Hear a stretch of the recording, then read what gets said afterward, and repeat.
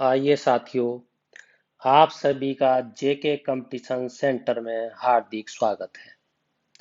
आइए दोस्तों, मित्रों, साथियों, बहनों, मैं आज इतिहास की अगली कड़ी को बढ़ाते हुए आपके सामने बहुत ही महत्वपूर्ण ढंग से खिलजी वंश लेकर आया हूं, क्योंकि मैंने आपको गुलाम वंश पढ़ा रखा है, भारतीयों पर विदेशी आक्रमण पढ़ा रखा है, और साथियों मैंने आपको ये भी बता रखा है कि जो गुलाम वंश था, उस गुलाम वंश में सबसे पहले शासक कौन था। मैंने आपको बताया कि कुतुबुद्दीन ऐबक था। क्योंकि मैं जो भी पाठ पढ़ा रहा हूं, अब उसका पहले पाठ का क्विक रिवीजन करा देता हूं 1-2 मिनट का, ताकि साथियों के दिमाग में ये बात फिट हो जाए कि हमें पिछले पाठ में पढ़ाया क्या गया था। आमतौर पर ऐसा किसी यूट्यूब चैनल पर नहीं होता है। मैं ये बड़ी प्राथमिकता से करता हूँ, बड़ी गंभीरता से करता हूँ, ताकि साथियों का दिमाग बिल्कुल तेजी से काम करने लगे और पिछले पाठ के आधार पर अगले पाठ को पढ़ने में उन्हें आसानी हो, ताकि कंपटीशन की वो एकदम से नस को तोड़ दें, उसके डंक को तोड़ दें और पहले ही बार में सफल हो जाएं। ऐसी मेरी सोच है। आइए मैं बताता हूं कि गुलाम वंश का जो प्रथम शासक था, वो आपका कुतुबुद्दीन ऐबक था। मैंने आपको बताया था कि कुतुबुद्दीन ऐबक था। और फिर मैंने आपको बताया था कि उसके बाद में कौन आया। मैंने आपको बताया था कि कुतुबुद्दीन के बाद में इल्तुतमिश आया था। फिर मैंने इल्तुतमिश के बारे में भी आपको बताया था। इल्तुतमिश के बाद में मैंने जो रजिया आई थी उसके बारे में बताया था। बलबन आया था, उसके बारे में बताया था। जो महत्वपूर्ण आए थे शासक, उनके बारे में मैंने बताया था। कुतुबुद्दीन ऐबक के बारे में मैंने आपको ये भी बताया था कि वो उसे लाख बख्श भी कहा जाता था।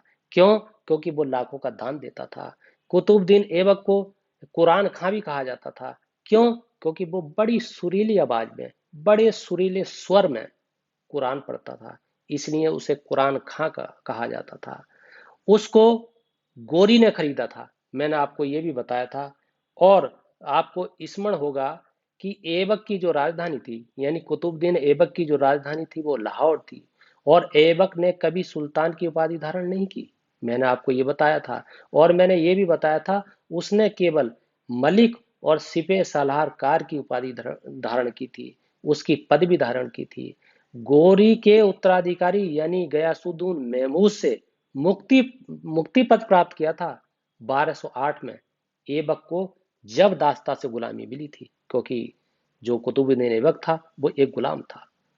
उसके बाद में मैंने आपको बताया था कि कुतुबुद्दीन ऐबक ने कुछ महत्वपूर्ण कार्य किए जो हर परीक्षा में आते हैं। और साथियों, 20 अगस्त 2021 को आपका पैट का एग्जाम बिल्कुल तैयार हो गया है। हर हालत में दिन शुक्रवार का होगा, आपका एग्जाम होगा। इसलिए गंभीरता से वीडियो को देखें, ताकि निश्चित रूप से सफल हो। आइए, मैंने आपको बताया था कि कुतुबुद्दीन ऐबक ने कुब्बत उल इस्लाम की स्थापना की थी। अजमेर में 2.5 दिन का झोंपड़ा की स्थापना की थी। अजमेर में जो 2.5 दिन का झोंपड़ा है, वो एक मस्जिद है। ये प्रश्न पूछा जा सकता है कि अजमेर में जो 2.5 दिन का झोंपड़ा है, वो एक मस्जिद है, मंदिर है, चर्च है, गिरजाघर है, क्या है? और मैंने आपको ये बताया था कि दिल्ली में कुतुब मीनार का निर्माण करवाया था कुतुबुद्दीन ऐबक ने, जिसे इल्तुतमिश ने पूरा करवाया था। ये प्रश्न आता है कि निर्माण किसने करवाया, तो आपका उत्तर होगा कुतुबुद्दीन ऐबक। और पूरा किसने करवाया, तो आपका उत्तर होगा इल्तुतमिश। अब एक जो चौथी मंजिल थी कुतुब मीनार की, उसको फिरोज शाह तुगलक ने बनवाया था। ये भी आपको यहाँ पे ध्यान रखना है। मैंने आपको बताया था कि कुतुबुद्दीन ऐबक की जो मृत्यु थी, वो चौगान खेल खेलते समय हुई थी, घोड़े से गिरने के कारण हुई थी। और वो मृत्यु उसकी 1210 में हुई थी। उसे लाहौर में दफनाया गया था। ये बात भी आ जाती है कि कुतुबुद्दीन ऐबक को कहाँ दफनाया गया था, लाहौर में। ये याद रखें। अब दिल्ली का जो पहला सुल्तान था कुतुबुद्दीन ऐबक के बाद में इल्तुतमिश आया था। उसने सुल्तान के पद उसने सुल्तान के पद की पदवी धारण की थी, और उसे सुल्तान ए आजम कहा जाता था। गुलामों का गुलाम इल्तुतमिश को कहा जाता है। इल्तुतमिश एक इलबरी जनजाति का शासक था। इलबरी जनजाति तुर्क था, ये मैंने आपको बताया था। मतलब जनजाति, इलबरी, ये ध्यान रखें, इलबरी सब गंभीरता से बता दिया है। यहाँ पे केवल क्विक रिवीजन कराना। जनजाति तुर्क था। और मैंने आपको वो ये भी बताया था कि जो मंगोल नेता था चंगेज खां, उसने उत्तर पश्चिम जो सीमा पर इल जो आक्रमण किया था, वो इल्तुतमिश के शासनकाल में किया था। ये मैंने आपको बताया था। मैंने आपको ये भी बताया था कि इल्तुतमिश ने भारत में सर्वप्रथम शुद्ध अरबी के सिक्के चलाए थे। शुद्ध सिक्के थे और शुद्ध थे, परंतु अरबी थे, चलाए थे। और उन सिक्कों का नाम क्या था, मैंने ये भी बताया था कि चांदी का टका था और तांबे का जीतल था। मैंने ये भी बताया था। और आपको मैंने ये भी बताया था कि 1229 ईस्वी में इल्तुतमिश ने बगदाद के खलीफा से खिलअत खिलत इसे कहते हैं खिलअत की उपाधि धारण की थी। ये साथियों याद रखना, ये कई बार कंपटीशन में आया था और आया है।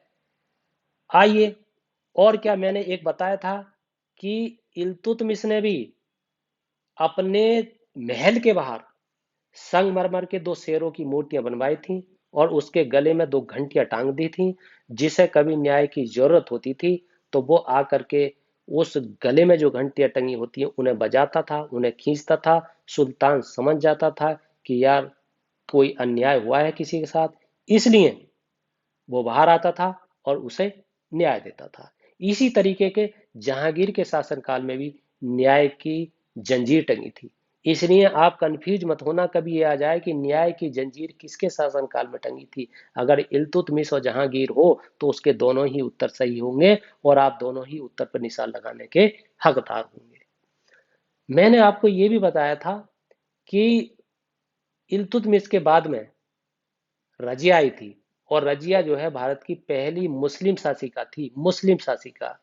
रजिया बेगम को सत्ता से जो हटाया था वो तुर्कों के हाथ में था और तुर्कों ने ही उसे हटाया था। उसके बाद में बलबन आया, जिसे गयासुद्दीन बलबन कहा गया। और उसका जो वास्तविक नाम था बहाउद्दीन था, मैंने आपको ये बताया था। ये भी इलवरी तुर्क था। और बलबन बचपन में ही मंगोलों द्वारा पकड़ लिया गया था, जिन्होंने उसे गजनी में बसरा के निवासी ख्वाजा जलालुद्दीन थे, हाँ जलालुद्दीन के हाथों भेज दिया था। ये ध्यान रखेंगे। इल्तुतमिश ने 1233 ईस्वी में ग्वालियर विजय की थी। ये भी कई बार पूछा गया है।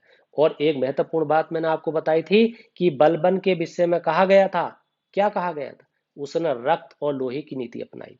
और वो नीति क्या थी, उसने कहा था अपने राजनीति सिद्धांत में कि सुल्तान का पद ईश्वर के द्वारा दिया होता है और वह द्वितीय सुल्तान होता है और सुल्तान निरंकुश होता है। मैंने ये आपको बताया था। और मैंने आपको ये भी बताया था कि बलबन ने ये जो शासक होता है उसे नियामत ए खुदाई कहा। नियामत ए खुदाई, यहाँ पर मुझे ज्यादा डिटेल में जाने की जरूरत नहीं है, क्योंकि मैं आपको केवल क्विक रिवीजन करा रहा हूं। नियामत ए खुदाई कहा। और उसने राजा जो होता है उसे जिल्ले अल्लाह कहा, यानी जिल्ले इलाही कहा। और जिसका हिंदी में अनुवाद होता है ईश्वर का प्रतिबिंब। यानी राजा जो होता है वो ईश्वर का प्रतिबिंब होता है, उसमें ईश्वर की छाया दिखाई देती है। वह दिल्ली का प्रथम सुल्तान था।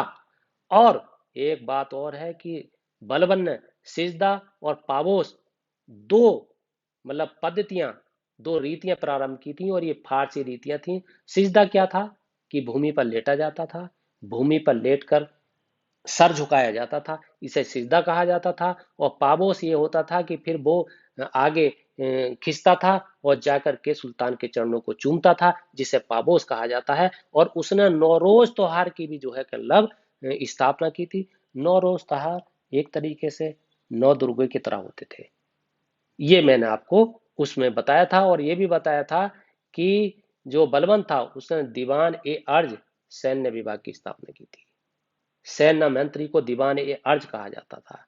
उर्दू में उसे इमाद ए मुल्क कहा जाता था। ये चीज आपकी है, ये समाप्त हुई।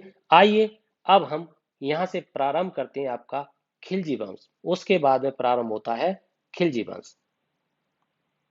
अब सवाल उठता है कि खिलजी वंश की स्थापना किसने की।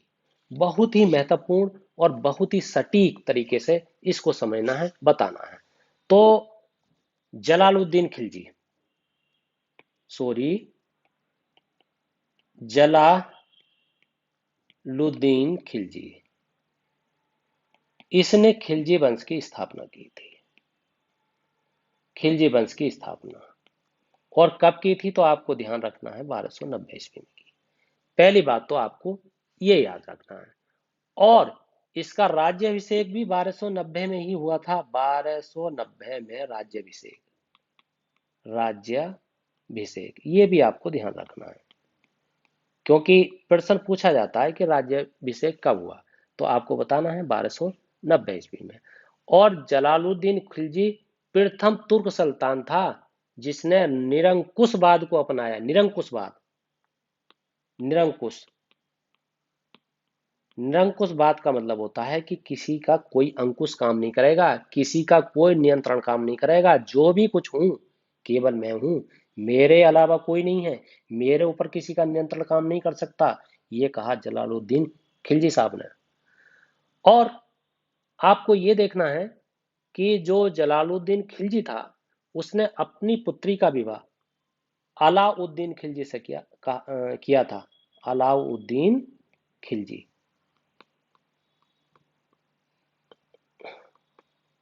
तो जब अपनी पुत्री का विवाह किया तो अलाउद्दीन कौन हो गया, दामाद हो गया। ये आपको ध्यान रखना है। जलालुद्दीन खिलजी और अलाउद्दीन खिलजी के बीच की जो कड़ी है वो रिश्ता दामाद का है, ये आपको ध्यान रखना है। और उसके बाद में अलाउद्दीन खिलजी जो है, अलाउद्दीन खिलजी को उसने कड़ा मानिकपुर की उपाधि दी थी। मतलब कड़ा की उपाधि दी थी, मानिकपुर की उपाधि दी थी। और आपको ध्यान होगा कड़ा जो है वो प्रयागराज में है, उस समय इलाहाबाद में था। ये आपको ध्यान रखना है। आइए अब आगे क्या है, आगे आता है जलालुद्दीन खिलजी, क्योंकि अलाउद्दीन खिलजी जलालुद्दीन खिलजी की मृत्यु कड़ा में ही अलाउद्दीन खिलजी ने कर दी थी। आइए अब प्रारंभ होता है जलालुद्दीन खिलजी से। ये आपका खिलजी वंश है, जलालुद्दीन के बारे में मैंने यहीं पे बता दिया। अब आपका आता है अलाउद्दीन खिलजी। अब अलाउद्दीन खिलजी से बहुत प्रश्न प्रारंभ होते हैं। अगर आप जो है इसको गंभीरता से ग्रहण कर लेते हैं तो यहां से ही सबसे ज्यादा प्रश्न बनते हैं। तो आप सबसे पहले देखें कि इसकी उपाधि क्या थी अलाउद्दीन खिलजी की।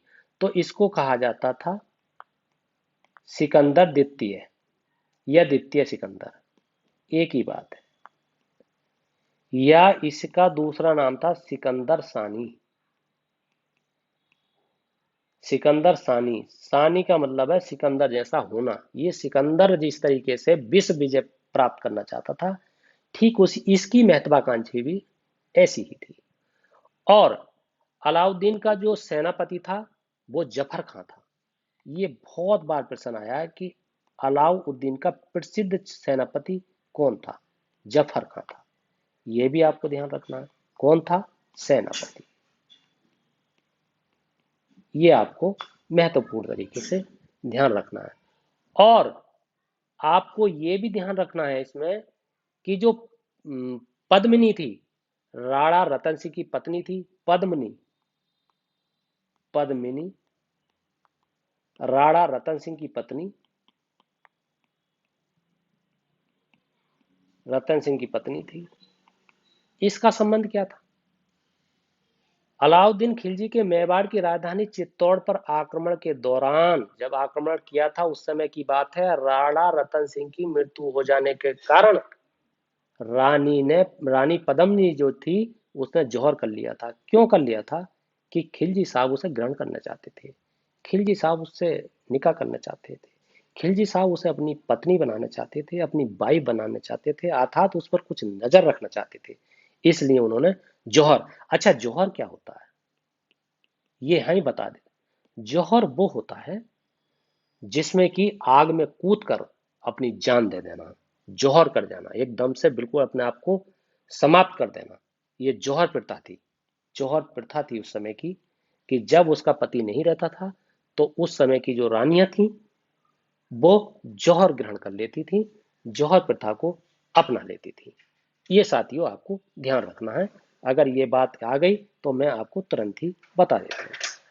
आगे जो पद्मिनी की जो कहानी है उसका उल्लेख जो है वो पद्मावत में है। पद्मावत। और पद्मावत के लेखक कौन है?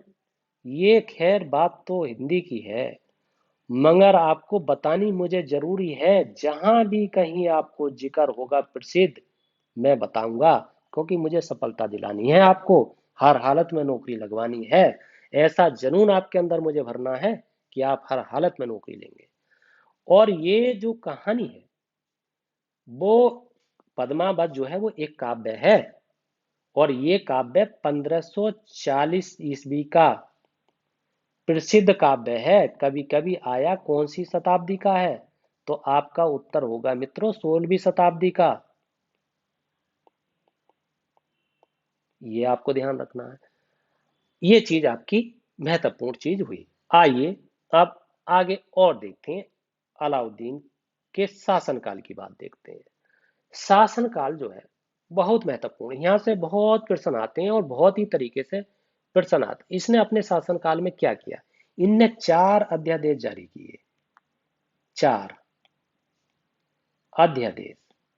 अब वो 4 अध्यादेश कौन से थे और उनमें था क्या और होता क्या था उनमें, उनका महत्व क्या था? तो एक आपका प्रथम अध्यादेश देख लेते हैं। प्रथम अध्यादेश, इसमें क्या था?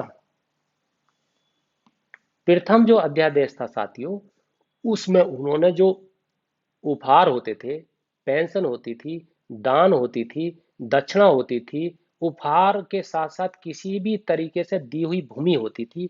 मतलब कहने के लिए यह है, चाहे उपहार हो, चाहे पेंशन हो, चाहे दान हो, चाहे दान में दी हुई भूमि हो या कोई अन्य हो, ये सब व्यक्तियों से वापिस ले ली गई। जब खिलजी साहब शासन पे बैठे, बोले ना, बिल्कुल नहीं भैया, उपहार खत्म करो, पेंशन खत्म करो, दान खत्म करो, भूमि दान में दे दी है वो खत्म करो, ये सब मुझे दो भैया, मैं हूं, बिल्कुल बेकार। ये इन्हों का प्रथम अध्यादेश था। प्रथम, इसको आप ध्यान रखें, प्रथम ये वाला। अब फिर दूसरा कौन सा था?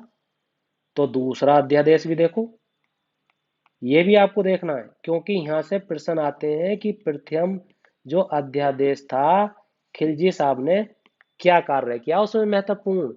तो आपको ये ध्यान रखना है कि उपहार, पेंशन, दान और भूमि को समाप्त कर दिया, अर्थात ये राजा की संपत्ति है, अधिकारियों से वापस ले लिया गया। ये आपको ध्यान रखना है। अब दूसरा क्या था? दूसरा बड़ा बड़ा एक महत्वपूर्ण काम किया। जो गुप्तचर विभाग होता है ना, उसकी स्थापना कर दी। और कर क्यों दी? कोई उपहार तो नहीं दे रहा है किसी को, कोई पेंशन तो नहीं दे रहा है किसी को, कोई दान तो नहीं दे रहा है किसी को, कोई अधिकारी भूमि तो नहीं दे रहा है किसी को। इसके लिए गुप्तचर विभाग बना दिया। और गुप्तचर विभाग के गुप्तचर अधिकारी होते थे जो बड़े ध्यान से इस काम को छानबीन दिन रात 24 घंटे करते रहते थे। और यदि ऐसी कोई सूचना मिलती थी, तुरंत खिलजी, अलाउद्दीन खिलजी के कान में जाकर कहते थे, और जो खिलजी साहब थे वो उसकी चमड़ी उधेड़ लेते थे और उसे सजा देते थे। आइए अब तीसरा अध्यादेश क्या है, ये भी सुनो। इतिहास आपको हंसते हंसते पढ़ाएंगे हम, बिल्कुल। कभी भी इतिहास को हम कहानी के रूप में पढ़ाएंगे, कंसेप्ट क्लियर कराएंगे, रटाएंगे नहीं ना, बिल्कुल नहीं। जैसे अन्य यूट्यूब चैनलों पर हो रहा है, नहीं, बिल्कुल नहीं करेंगे। प्रश्न की जान निकालेंगे, प्रश्न को तोड़ देंगे, उसके टुकड़े बना देंगे, उसे बिल्कुल सरल बना देंगे, ताकि एग्जाम आईएएस तक हो, कोई भी हो, आप उसे तोड़ के आएंगे। ये हम आपको बताएंगे कि कैसे टूटता है। अब तीसरा अध्यादेश। तीसरा अध्यादेश में क्या कहा? बड़े मजे का काम करा। उनने कहा कि शराब जो पीते हैं ना, ये बिल्कुल बंद करेंगे। बोले भांग भी बंद करो भाई, भांग भी बंद करेंगे। और उसने कहा कि यार ये जुआ भी बंद करो भैया। ये क्यों कहा? शराब पी करके लोग योजना बनाते हैं, भांग खा करके लोग योजना बनाते हैं, जुआ खेल करके लोग योजना बनाते हैं। इसे बंद करो, यहाँ पे मिलना जुलना बंद करो, क्योंकि लोग उस समय क्या थे, शराब पीते थे तो राजा की बुराइयां करते थे, वहां मिलते थे, जुलते थे और योजना बनाते थे कि राजा को हटाया कैसे जाए, अलाउद्दीन खिलजी को कैसे हटाएंगे। ये सूचना मिल गई थी गुप्तचरों के द्वारा। तो उन्होंने कहा शराब को बंद कर दियो। भांग के लिए भी उन्होंने बंद कर दी, जुआ खेलते थे तब भी सामूहिक जुआ होता है, तो इसलिए जुआ को बंद किया।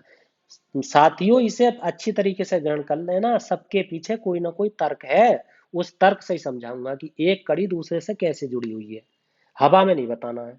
अब चौथा अध्यादेश कौन सा जारी किया, ये भी देखो।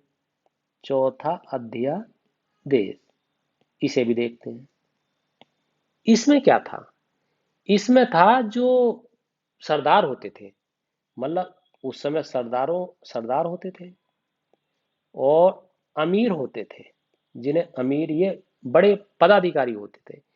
इनका क्या करा इन्होंने, बोले इनकी दावत बंद करो भैया, और क्या करो, इनके विवाह आपस में मत करने दो। क्यों, क्योंकि दावत देंगे तो मिलेंगे आपस में, विवाह करेंगे तो इन दोनों के रिश्ते आपस में मिलेंगे, ये योजना बनाएंगे, योजना को तोड़ूंगा मैं, मानूंगा नहीं, खिलजी साहब ने कहा। इसलिए चौथे अध्यादेश में ये जारी किया। आपको ध्यान रखना है, प्रथम अध्यादेश है, उसमें क्या कहा, तो तुरंत आपको उपहार, पेंशन और दान भूमि बंद कर दी, वापिस ले ली। दूसरे में क्या कहा, उन्होंने दूसरे में अध्यादेश जो जारी किया था, गुप्तचर विभाग का गठन कर दिया, उपहार देना बंद कर दिया, पेंशन देने के लिए योजना वो गुप्तचर लगा दिए, दान अगर देते हैं गुप्तचर लगा दिए, भूमि अगर कोई दान दी जाती है तो उस पर भी गुप्तचर लगा दिए, बंद कर दिया मामला। तीसरा, शराब भांग जुआ बंद कर दिया। चौथा क्या था, सरदार और अमीरों के जो दावते थे, रिश्ते थे, विवाह थे, प्रतिबंध लगा दिया, बिल्कुल पूरी तरीके से ये काम था। आइए आगे देखते हैं। अब ये हुई, अब आपका महत्वपूर्ण आता है अलाउद्दीन के आक्रमण। अलाउद्दीन खिलजी के आक्रमण कौन कौन से थे और उसने किस पर आक्रमण किया, तो बड़ा प्रसिद्ध आक्रमण है एक, और अब बार बार कंपटीशन में आया। देवगिरी के शासक, देवगिरी के शासक के प्रति इन्होंने आक्रमण किया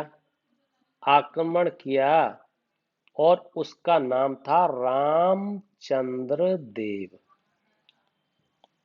ये आपको ध्यान रखना, रामचंद्र देव पर आक्रमण किया। देवगिरी के शासक अलाउद्दीन ने किसके ऊपर आक्रमण किया, तो आपका उत्तर होगा रामचंद्र देव के ऊपर शासक किया। वो कहाँ के शासक थे रामचंद्र देव, देवगिरी के शासक थे।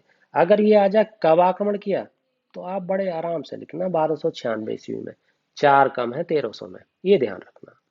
मगर अलाउद्दीन जो थे, उन्होंने सफल तो हो गए, मगर एक काम किया उन्होंने कि उसके बाद में उसे बंधक बना करके उसे स्वतंत्र कर दिया। और एक एलिचपुर था उस समय, एक एलिचपुर, देवगिरी में एक एलिचपुर स्थान था, एलिचपुर। एलिचपुर की जो है उन्होंने आय, जो आय थी, वो उस आय को भेजने का वायदा किया कि भैया प्रतिवर्ष आप मुझे एलिचपुर की जो आमदनी होती है वो भेजो भैया। उन्होंने कहा भेज देंगे, परंतु हुआ क्या, जो देवगिरी के रामचंद्र देव थे, 1305 ईस्वी थी और एक ईस्वी थी आपकी 1306। इस ईस्वी में इन्होंने 1296 से तो लगातार भेजते रहे, मगर 1305 और 1306 में इन्होंने वो आय नहीं भेजी, आय नहीं भेजी, नहीं भेजी। अब क्या हुआ, जब आय नहीं भेजी तो साहब खिलजी साहब हो गए नाराज, और उन्होंने 1307 ईस्वी आ गई, क्योंकि 1306 के बाद में 1307 ही आएगी। उनका जो सेनापति था, और मैंने अभी पीछे बता के आया हूं आपका, मलिक, मलिक बताया था, और नाम था काफूर। फुर्र हो जाते थे एकदम से आक्रमण करने के लिए, फुर्र बोले मैं हूं, मैं देखूंगा। इन्होंने कहा ये मिले उनसे, अलाउद्दीन से, क्या करें भैया, वो आए ना भेज रहे 2 साल से, 1305 में भी ना भेजी, 1306 में भी, 2 साल की खा गए। बोले मैं जा रहा हूँ, मैं देखूंगा क्या। बोले ठीक है देख लो, और जान से मार गई हो, बोले देखो चिंता मत करो, इन्होंने आक्रमण किया मलिक कफूर ने, और रामचंद्र पे जब आक्रमण किया तो रामचंद्र जी आपके बोले आत्मसमर्पण कर दिया। बोले भैया आप जिंदगी में जैसे करोगे वैसा करूंगा। आत्मसमर्पण कर दिया। बोले बताओ, गलती हो गई मुझसे, 1306 और 1307 में किसी ने बहका दिया, इसलिए मैं न दे पाया। आप क्षमा मांगता हूं आपसे, अब आइंदा नहीं कहूंगा। तब जाकर के खुश हो गए खिलजी साहब, और उन्होंने रामचंद्र के जब ज्यादा निबोरे करने लगे तो रामचंद्र को एक उपाधि दे दी उन्होंने खुश होकर। बोले अब तो पूरी तरीके से भैया नियंत्रण में आ गया, और राय रायन की उपाधि उन्हें दे दी। ये महत्वपूर्ण उपाधि कहलाई जाती थी। ये आपको ध्यान रखना है, जो अलाउद्दीन के आक्रमण से संबंधित बात थी। ये आपकी महत्वपूर्ण जानकारी थी। और उन्होंने एक और आक्रमण किया था गुजरात पर। गुजरात का आक्रमण किया था। इससे पहले मलिक कफूर का जिक्र आ गया, मगर मलिक कफूर के आ कैसे गए? मलिक कफूर मतलब इन्हें रामचंद्र देव से पहले मलिक कफूर को गुजरात विजय की थी। गुजरात विजय की थी अलाउद्दीन खिलजी ने। गुजरात विजय के दौरान मलिक कफूर को इन्होंने खरीद लिया था, और 1000 दिनार में खरीदा था। 1000 दिनार, उस समय ध्यान रखना दिनार चलती थी, इसलिए मलिक कफूर का दूसरा नाम 1000 दिनारी भी है। 1000 दिनारी, ये ध्यान रखना। कई बार प्रश्न आता है कि 1000 दिनारी किसे कहा जाता है, उसमें कई विकल्प होंगे, आपका उत्तर मलिक काफूर होगा। आइए साथियों आगे देखते हैं। अब अलाउद्दीन की आती है राजस्व व्यवस्था, कि ये राजस्व किस तरीके से वसूलते थे और किस किस तरीके से उन्होंने लगान भूमि पर वसूला। तो देखो, सबसे पहले तो इन्होंने एक काम किया वसूलने के लिए, दीवान ए मुस्त खराज कहते हैं, एक विभाग था, दीवान ए मुस्त खराज। इसकी स्थापना की, और स्थापना को उद्देश्य था राजस्व व्यवस्था को लेकर। ये आपको ध्यान रखना है। और उन्होंने और क्या किया, लगान जो ली जाती थी, वो पहले जो ली जाती थी अलाउद्दीन खिलजी से पहले, तो वो खुद के द्वारा ली जाती। खुद खुद एक जो है पद होता था, एक पद होता था आपका मुकद्दम, मुकद्दम, और एक पद होता था चौधरी साहब का, जो अभी कभी चौधरी साहब कह रहे हैं किसी को, तो उस समय की उपाधियां ये चौधरी साहब का पद होता था। ये लगान वसूल करते थे। इनसे लगान वसूलने का जो अधिकार था वो इनसे छीन लिया गया। ये ध्यान रखो आप। किसने छीना, किसकी बात हो रही है? अलाउद्दीन खिलजी ने छीन लिया, और उनके सारे विशेषाधिकार, जितने भी इनके विशेषाधिकार थे, वो सारे छीन लिए, इनके सब छीन लिए। बोले भैया हम तुम्हें कुछ ना देंगे। बोले ठीक है मत दो भैया, हम क्या करें, हमें बता दो। बोले बताएंगे तुम्हें, अभी बैठे रहो तुम सही तरीके से। और उन्होंने क्या करा, और उन्होंने जो एक भूमि होती थी उस समय, जिसे हम कहते थे मिल्क भूमि, एक भूमि होती थी मिल्क, और मिल्क, और एक बख्फ, एक बख्फ जिसे धर्मार्थ कहते हैं, बख्फ, ये जो थे, ये बहुत पैमाने पर विकसित हुई थी उस समय। और इन्होंने, खिलजी साहब ने जो भूमि थी उसमें 50% 50% लगान लेना प्रारंभ किया। सबसे ज्यादा 50% लगान व्यवस्था लागू कर दी। बोले पूरा पूरा आधा लूंगा, लगान व्यवस्था आधा, जितना भी होगा आधा मुझे चाहिए भैया। और ये प्रथम शासक था जिसने वास्तविक आय पर राजस्व वसूला। यानी वास्तविक आय थी, वास्तविक आय जो भी होती थी उसका 1/2, अर्थात आधा, ये हम लेंगे। ये हिसाब कहा उन्होंने।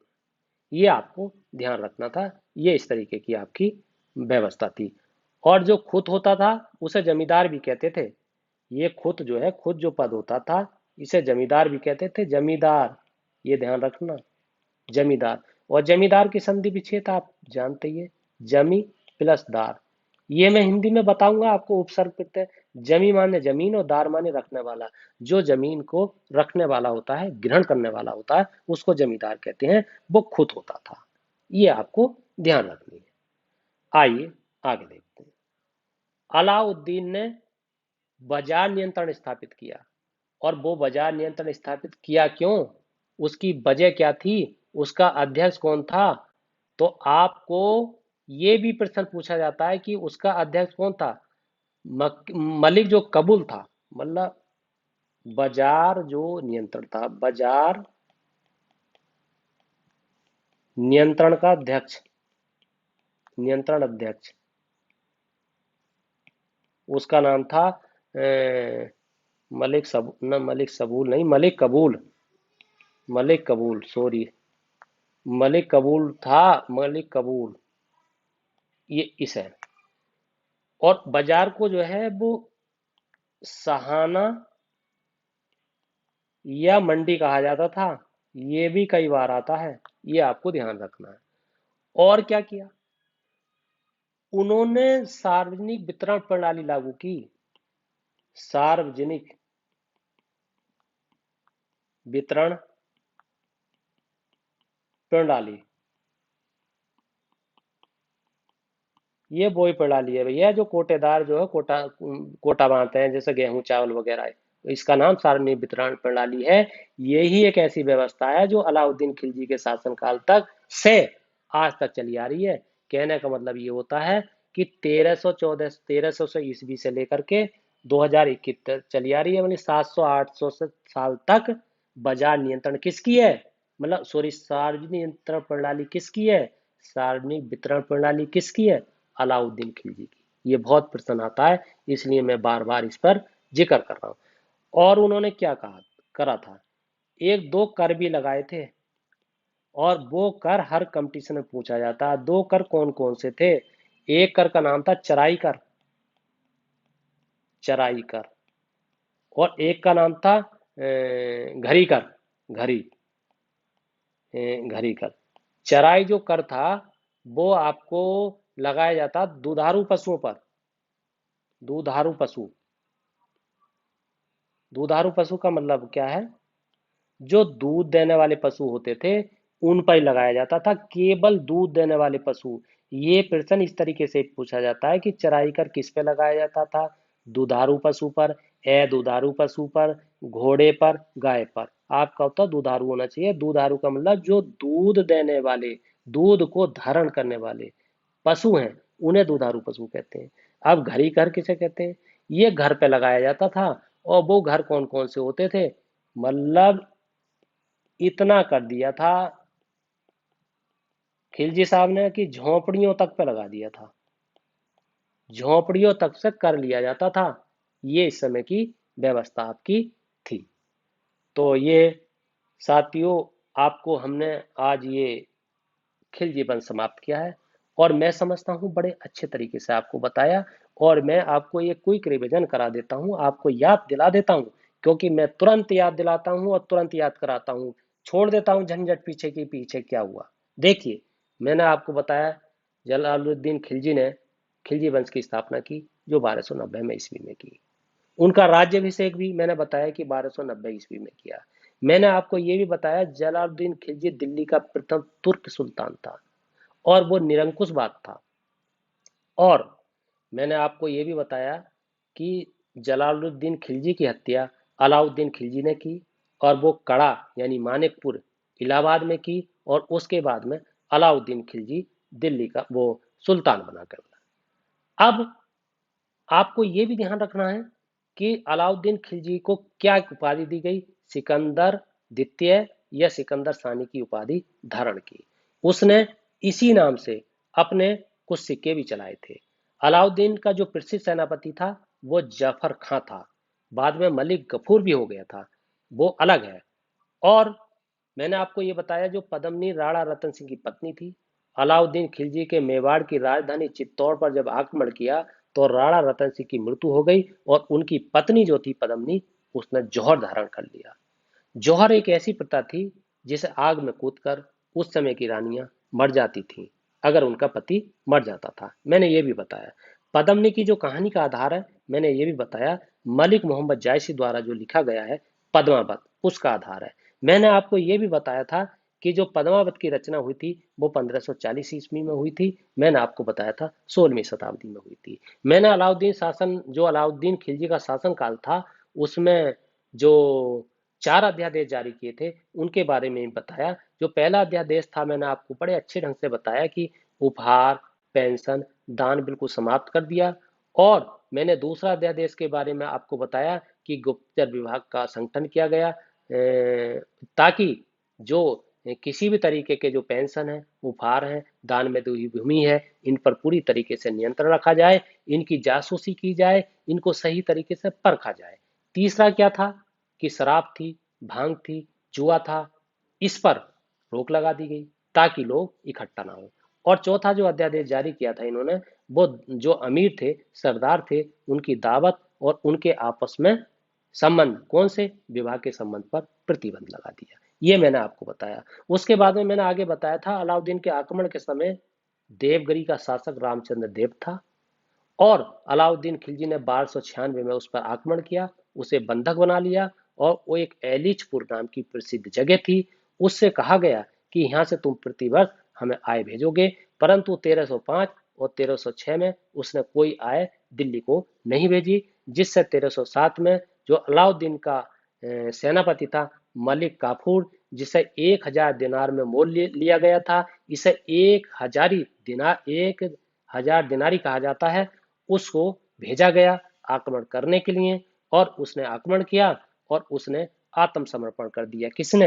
रामचंद्र देव ने।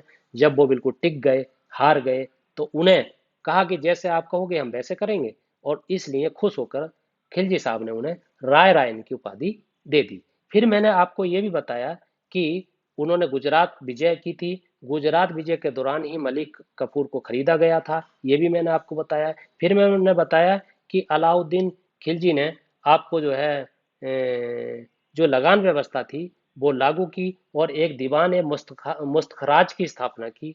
और मैंने ये बताया लगान जो हेते खुद थे मुकद्दम चौधरी, इनसे लगान वसूलने का अधिकार छीन लिया गया, इनके सारे अधिकार को बंद कर दिया गया। और मैंने आपको ये भी बताया था कि जो भूमि छीन ली थी, उन्हें मिल्क और बख जो आदि के रूप में मिली थी, उन्हें खालिसा भूमि अधिक पैमाने पर विकसित हुई अलाउद्दीन खिलजी के शासनकाल में। मैंने आपको ये भी बताया कि अलाउद्दीन खिलजी एक ऐसा शासक था कि भूमि पर जो कर वसूला गया, यानी भूमि कर वसूला गया, वो 50% वसूला गया। ये मैंने आपको बताया। उसके बाद में मैंने आपको ये भी बताया कि अलाउद्दीन ने बाजार नियंत्रण कैसे किया, जो हम बिल्कुल लास्ट पायदान पे आ गए हैं, इस वाले पे, कि बाजार नियंत्रण कैसे किया गया। मैंने आपको ये बता दिया कि उस समय बाजार नियंत्रण का अध्यक्ष कौन होता था, सहाना या मंडी कौन होती थी, साम्य वितरण वितरण प्रणाली लागू की, 2 कर उन्होंने लगाए जिसे चराई कर कहा जाता है। चराई कर दुधारू पशु पर लगता है। दुधारू पशु वो होते हैं जो दूध देने वाले पशु होते हैं। घरी कर वो होता है जो घरों पर लगाया जाता है। घर के साथ साथ जो झोपड़ियां होती है उन पे भी लगाया जाता है। ये मैंने आपको समझाया। आइए साथियों, मैं समझता हूं अगर आपने मेरा साथ दिया और मेरे साथ कदम से कदम मिलाकर आप चले, तो हिस्ट्री ऐसे कर दूंगा आपकी, जो आपसे कोई नींद में भी पूछेगा तो हिस्ट्री का कोई भी प्रश्न छूट नहीं पाएगा। साथियों, यदि आपको मेरी वीडियो पसंद आई है तो इस वीडियो को सब्सक्राइब जरूर करना। जो नए जुड़े हैं, जो साथी नए देख रहे हैं, वो सब्सक्राइब करें। और पिछली जो वीडियो इतिहास की पड़ी हुई हैं, जिन्हें बड़े जड़ से बताया गया है, उनके मूल में जाकर घुस के बताया गया है। संविधान की वीडियो भी पड़ी हुई है, उसमें भी जड़ से बताया गया है। करंट अफेयर्स की सारी वीडियो देख लीजिए, जड़ से समझाया गया है। इतनी मजबूती से समझाया गया है कि आप अगर उसे देख लेंगे तो पैट का एग्जाम तो चुटकी में निकाल देंगे आप। इसलिए आप वीडियो को सब्सक्राइब जरूर कीजिए, लाइक कीजिए, कमेंट कीजिए, शेयर कीजिए, और मुझे फीडबैक जरूर दीजिए कि ये वीडियो आपको कैसी लगी, ताकि आपके साथ साथ मेरा हौसला भी बन सके। आइए, इसी के साथ आपका बहुत बहुत धन्यवाद।